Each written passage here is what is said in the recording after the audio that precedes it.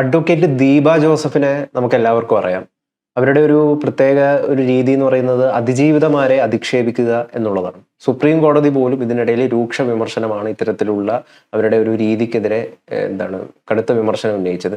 അവരിപ്പം വീണ്ടും രാഹുൽ മാങ്കൂട്ടത്തിൽ കേസിലെ ആദ്യ പരാതിക്കാരിയെ അതിജീവിതയെ രതിജീവിത എന്നൊക്കെ വിളിച്ചുകൊണ്ട് അധിക്ഷേപിച്ചിരിക്കുകയാണ്. ആ അതിജീവിത ഇപ്പൊ പരാതിയും കൊടുത്തിരിക്കുകയാണ്. ആ പരാതിയിൽ പറയുന്നത് മൃതദേഹത്തിന് പോലും ആദരവിനും അന്തസ്സിനും അവകാശമുണ്ട്. ആഭ്യന്തരമന്ത്രിക്കും മുഖ്യമന്ത്രിക്കുമാണ് പരാതി കൊടുത്തിരിക്കുന്നത്. നമുക്കറിയാം ആഭ്യന്തരമന്ത്രി ഈ വിഷയത്തിൽ എന്താണ് നിലപാടെടുത്തത് എന്നുള്ളത്. ഉടനടി ഇദ്ദേഹത്തെ പുറത്താക്കണം, കോൺഗ്രസിന് അത് ഒരിക്കലും ഗുണം ചെയ്യില്ല എന്നുള്ളതാണ്. അപ്പോൾ ഇത് അതിജീവിതമാരെ ഇത്തരത്തിൽ അധിക്ഷേപിക്കുന്ന പ്രവണതകൾ ഉണ്ടാകുന്നത് ശരിയാണോ? എന്നാൽ രാഹുൽ മാങ്കൂട്ടം അല്ലല്ലോ അധിക്ഷേപിച്ചിട്ടുള്ളത്, മറ്റൊരു മൂന്നാം പാർട്ടിയാണ് അധിക്ഷേപിച്ചിട്ടുള്ളത്. അതുകൊണ്ട് അതിനെ പരാതി കൊടുത്തുകൊണ്ട് വലിയ കാര്യമുണ്ടോ എന്ന് അറിയില്ല. കാരണം ഈ പരാതിക്കാരി കൊടുത്ത പരാതി നിലനിൽക്കാത്തതാണ് എന്നുള്ളതാണ് ആദ്യത്തെ കാര്യം. അവരൊരു ചാനൽ പ്രവർത്തകയായിരുന്നു, അവതാരികയായിരുന്നു. അങ്ങനെയുള്ള ഒരാള് വളരെ കൃത്യമായി ലോകത്തിലെ നിയമങ്ങളെക്കുറിച്ച് അറിയുന്ന ഒരാള്, വിവാഹിതയായ അവർ രാഹുൽ മാങ്കൂട്ടുമായി ബന്ധപ്പെട്ട് ഭർത്താവിനെ വഞ്ചിച്ചുകൊണ്ട് അവർ രാഹുൽ മാങ്കൂട്ടുമായിട്ട് എല്ലാ തരം ബന്ധത്തും ഉണ്ടായി എന്നാണ് അവരുടെ പരാതി. അത് തന്നെ അവർക്കെതിരെയാണ്. സുപ്രീം കോടതിയുടെ വിധി പറയുന്നത് എന്താണ്? സ്വന്തം ഭർത്താവിനെ വഞ്ചിച്ചുകൊണ്ട് അവർ അന്യപുരുഷനുമായി ഇങ്ങനെ പോയിട്ടുണ്ടെങ്കിൽ അവർ തെറ്റാണ്. രണ്ട്, എല്ലാ കാര്യങ്ങളും നടന്നു കഴിഞ്ഞ ശേഷം അത് പിന്നീട് ഒരു തവണയല്ല പല തവണയായിട്ട് തന്നെ അവർ സെക്ഷലി ബന്ധപ്പെട്ടു. ആദ്യം പാലക്കാട് വെച്ച്, പിന്നെ ട്രിവാൻഡ്രത്ത് അവരുടെ ഫ്ലാറ്റിൽ വെച്ച്. ഒന്നാമത്തെ തവണ ബലാത്സംഗം നടന്നിട്ടുണ്ടെങ്കിൽ അതിനെതിരെ പരാതി ഇല്ല അവർക്ക്. പിന്നെ രണ്ടാമത് നടന്നപ്പോൾ ഇല്ല. പിന്നെ അവർ സ്വന്തം ഫ്ലാറ്റിൽ വെച്ചിട്ട് നടന്നിട്ടും പരാതിയില്ല. അപ്പം ബലാത്സംഗമല്ല നടന്നത്, പരസ്പര അറിവോടുള്ള ഉഭയസമ്മതമുള്ള ബന്ധമാണ്. അത് ബലാത്സംഗ കേസായി നിൽക്കില്ല എന്ന് സുപ്രീം കോടതി നിരവധി വിധികളിലൂടെ പറഞ്ഞിട്ടുണ്ട്. അപ്പം അത്തരം ആളുകളെ വിമർശിക്കാൻ പാടില്ല എന്ന് പറയുന്നത് എന്താ അർത്ഥം? അവർ യഥാർത്ഥ കുറ്റവാളികളാണ്, പരാതിക്കാരിയല്ല, ശരിക്കും തട്ടിപ്പുകാരികളാണ് എന്ന് നമുക്ക് പറയാൻ പറ്റും. രതിജീവിത എന്ന് തന്നെയാണ് വിളിക്കേണ്ടത്. രതിജീവിത എന്ന്. കാരണം അവര് തുടർച്ചയായിട്ട് ഭർത്താവിനെ വഞ്ചിച്ചിട്ട് എന്തിനാണ് ഇത്തരം പരിപാടിക്ക് പോയത്? ഭർത്താവിനെ വഞ്ചിച്ചിട്ട് എന്തിന്? താല്പര്യമില്ലാത്തതുകൊണ്ടായിരിക്കും. ആ ഭർത്താവിന് താല്പര്യമില്ല, വേറെ ആളെ കൂടെ പോയി. അപ്പം ഭർത്താവ് പിന്നെ ഇതിനെ കേസ് കൊടുത്ത്. അവിടെയാണല്ലോ ബലാത്സംഗമില്ല എന്ന് പറയുന്നത്.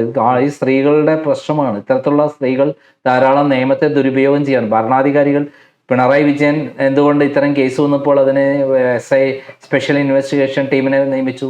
എത്രയോ കേസുകളിൽ ഇവിടെ സ്പെഷ്യൽ ഇൻവെസ്റ്റിഗേഷൻ ടീമിനെ നിയമിക്കാനുള്ള, അതിലൊന്നും നിയമിക്കുന്നില്ലല്ലോ. 2.5 വർഷം കഴിഞ്ഞിട്ട് ഈ സംഭവം നടന്ന് 2.5 വർഷം കഴിഞ്ഞിട്ടാണ് പിണറായി വിജയന്റെ അടുത്ത് ക്ലിഫ് ഹൗസിൽ പോയിട്ടാണ് അവർ കാണുന്നത്. ആദ്യം എന്തുകൊണ്ട് കൺസേൺഡ് പോലീസ് സ്റ്റേഷൻ പരാതി കൊടുത്തില്ല? സുപ്രീം കോടതി ചോദിച്ച ആദ്യത്തെ ചോദ്യമാണ്, ഇങ്ങനെ ഒരു ബലാത്സംഗം നടന്നുള്ള കൺസേൺ ഡേ എന്തുകൊണ്ട് നിയമം അറിയുന്ന അവതാരിക എന്തുകൊണ്ട്, അതും ഒരു ഉന്നത ചാനലിന്റെ അവതാരികയാണ്, അപ്പൊ അവരെന്തുകൊണ്ട് അന്ന് പരാതി കൊടുത്തില്ല? അല്ല, ഇവിടെ പരാതിക്കാരി പറയുന്ന ഒരു സാധനം എന്തിനു നിരന്തരം അധിക്ഷേപിക്കുന്നു എന്നുള്ളതാണ്. മൃതദേഹത്തിന് പോലും ആദരവിനും അന്തസ്സിനും അവകാശമുണ്ട്. ചെയ്ത തെറ്റിനെ സ്വന്തം ഭർത്താവിനെ വഞ്ചിച്ചുകൊണ്ട് മറ്റൊരു പുരുഷന്റെ കൂടെ പോവുകയും അത് ഒരു സ്ഥലത്തു നിന്നല്ല, 2 സ്ഥലത്തു നിന്നല്ല, 3-4 സ്ഥലത്തു നിന്ന് ഇത്തരം സംഭവങ്ങൾ ആവർത്തിക്കുകയും എന്നിട്ട് ആദ്യത്തെ സംഭവം ബലാത്സംഗമാണെന്ന് പറയുകയും ചെയ്യുന്നത് എന്തിന്റെ നീതിയിലാണ്? അപ്പൊ അത്ര ആളുകളെ ഇത്ര രീതിയിൽ അതിജീവിതമാരെ അധിക്ഷേപിക്കുന്നല്ലോ അവര്.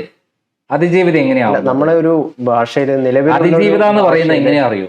അല്ല, അത് സ്ത്രീകൾക്ക് നമ്മൾ കൊടുക്കുന്ന ഒരു പരിഗണനയാണ്. ആ സ്ത്രീകൾ അതുപോലെ പ്രവർത്തിക്കണം. അല്ല, നമ്മൾ കൊടുക്കുന്ന ഒരു ബഹുമാനത്തിന്റെ പുറത്ത് എന്താണ് അതിജീവിത? അവരുടെ മാനസികാവസ്ഥ മനസ്സിലാക്കിക്കൊണ്ട്. ജയിലിൽ കിടക്കുന്ന കുറെ ക്രിമിനൽസ് ഉണ്ട്. അപ്പൊ അവരൊക്കെ നമ്മൾ വാർത്തകൾ തുടർച്ചയായിട്ട് നമ്മൾ അധിക്ഷേപിക്കാറുണ്ട്. സരിതാ നായർ അധിക്ഷേപിക്കാത്ത ഏതെങ്കിലും ദിവസം ഉണ്ടായിട്ടുണ്ടോ? അതെന്താ? അവർ കള്ളപ്പരാതി കൊടുത്തു. ഒരു കേരളത്തിലെ നീതിമാനായ ഒരു മുൻ മുഖ്യമന്ത്രിയെ കള്ളക്കേസിൽ പരാതി കൊടുത്ത് അവസാനം എന്തായി? ആ പരാതിയിൽ പിണറായി വിജയൻ എന്തൊക്കെ അന്വേഷണം നടത്തി? പോലീസ് അന്വേഷിച്ചു, ക്രൈംബ്രാഞ്ച് അന്വേഷിച്ചു, CBI അന്വേഷിച്ചു, എന്നിട്ട് തെളിവില്ല. അപ്പൊ അവർ കുറ്റവാളിയല്ലേ? ഒരു കാര്യത്തിൽ, ഒരു ശരിയുമല്ലാത്തൊരു കാര്യത്തിൽ ഇല്ലാത്ത കള്ളത്തരം പറഞ്ഞ് ഇല്ലാത്ത തെളിവുണ്ടാക്കി അവർ കള്ളക്കേസ് ഉണ്ടാക്കിയില്ലേ?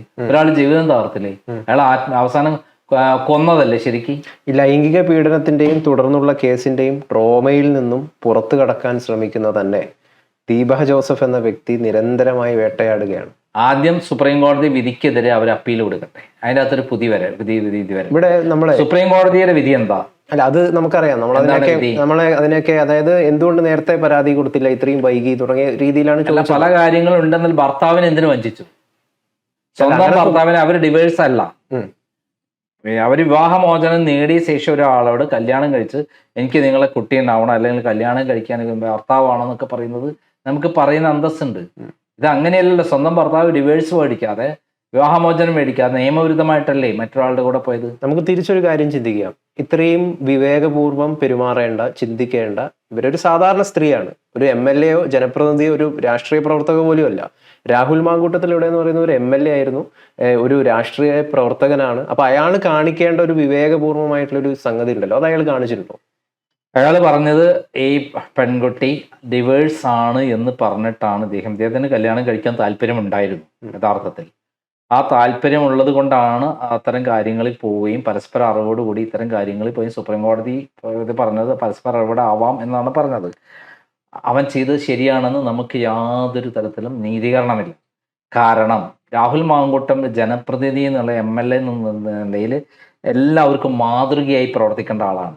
ആ മാതൃക തെറ്റിച്ച് പ്രവർത്തിച്ചത് കൊണ്ട് തന്നെയാണല്ലോ പാർട്ടിയിൽ നിന്ന് പിടിച്ച് പുറത്താക്കാൻ കാരണം. അല്ലെങ്കിൽ പാർട്ടിയിൽ നിന്ന് പിടിച്ച് പുറത്താക്കില്ലല്ലോ. ഒരാളല്ല, രണ്ടാളല്ല, മൂന്നാള് ഇത്തരം കാര്യങ്ങൾ റിപ്പീറ്റ് ചെയ്തപ്പോഴാണ് അത്തരം നേച്ചറുള്ള ആള് പാർട്ടിയിൽ നിൽക്കണ്ട എന്ന് പറഞ്ഞിട്ട് പാർട്ടിയിൽ നിന്ന് പുറത്താക്കിയത്. അത് ശരിയല്ല എന്ന് അവൻ പറഞ്ഞിട്ടില്ല, നടന്നു എന്ന് തന്നെയാണ് പറഞ്ഞത്. അവന്റെ ഭാഗത്തൊരു MLA എന്നുള്ള നിലയിൽ ഗുരുതരമായ തെറ്റാണ് ഉണ്ടായിട്ടുള്ളത്. അവന് രാഹുൽ മാങ്കൂട്ടത്തെ ആ കാര്യത്തിൽ ന്യായീകരിക്കാൻ പറ്റില്ല. ഒരു ജനപ്രതിനിധി ചെയ്യേണ്ട സദാചാര മൂല്യമായ ജീവിതമുണ്ട്, എല്ലാവർക്കും മാതൃകയായ ഒരു ജീവിതമുണ്ട്. ഏത് സ്ത്രീകൾക്ക് അദ്ദേഹത്തിൻ്റെ അടുത്ത് ചെല്ലാനുള്ള ഒരു സ്വാതന്ത്ര്യം ഉണ്ടാവണം.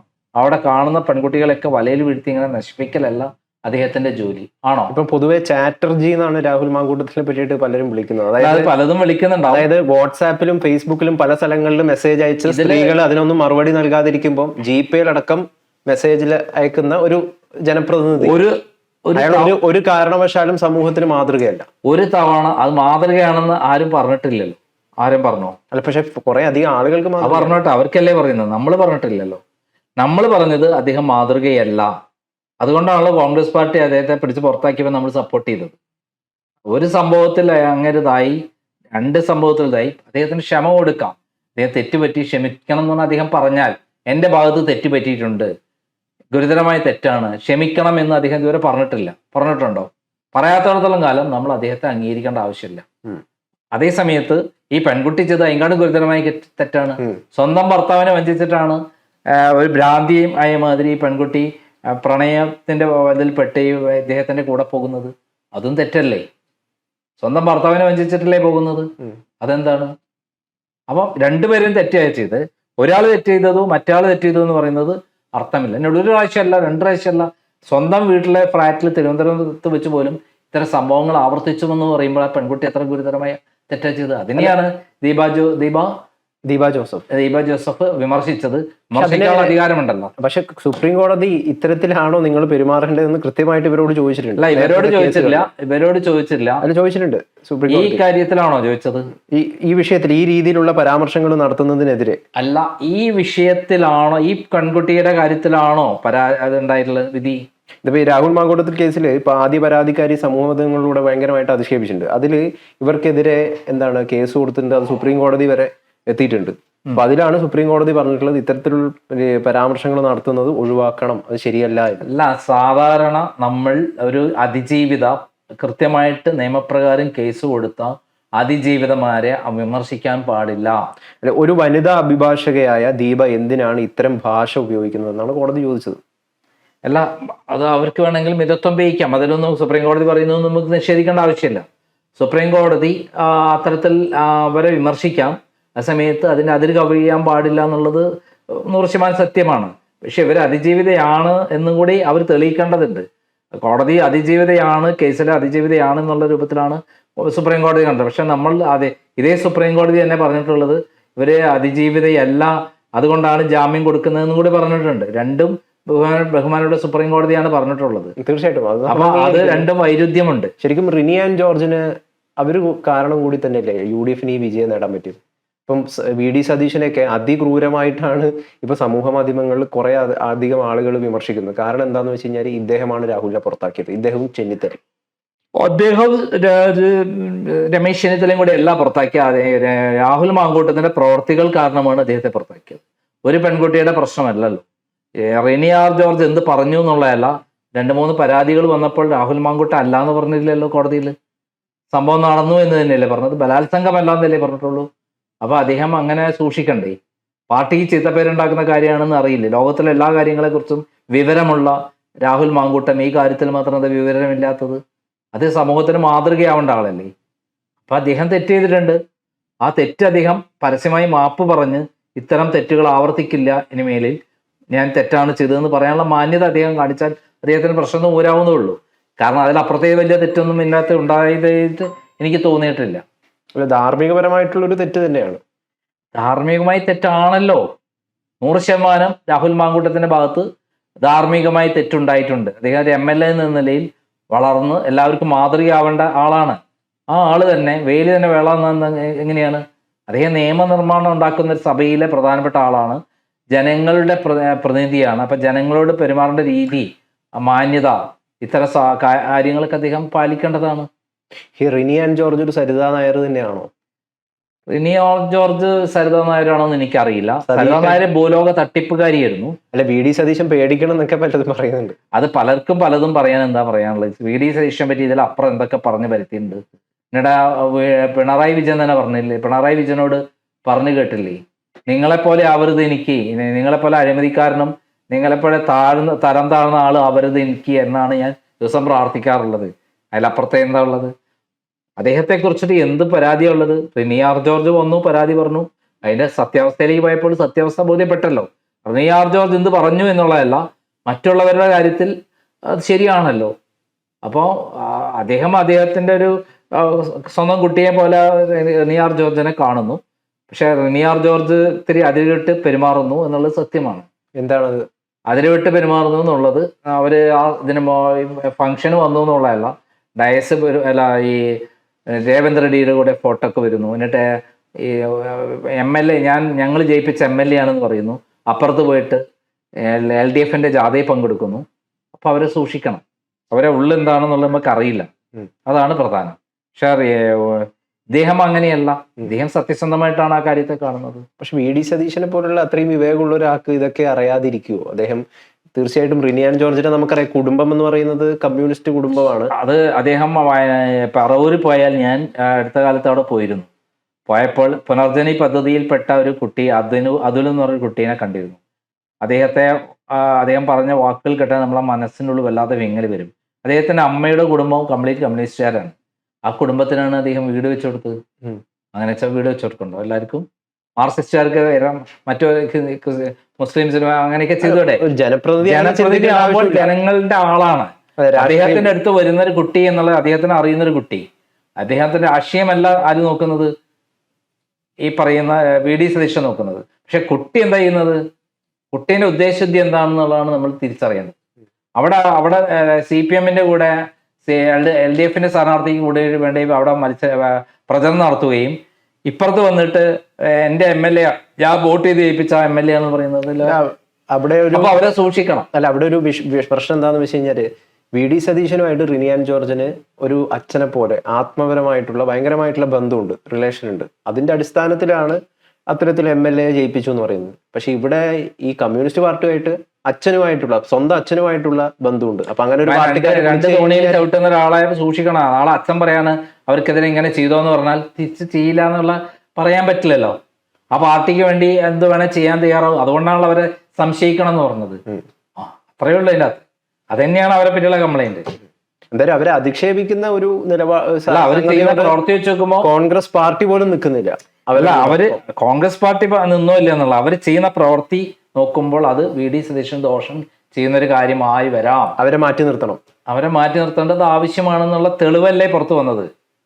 അപ്പുറത്തെ MLAക്ക് അവർക്ക് തോൽപ്പിക്കാൻ നിൽക്കുക, എന്നിട്ട് ജയിച്ചതിന് ശേഷം എന്റെ MLA എന്നിട്ട് പോവുക.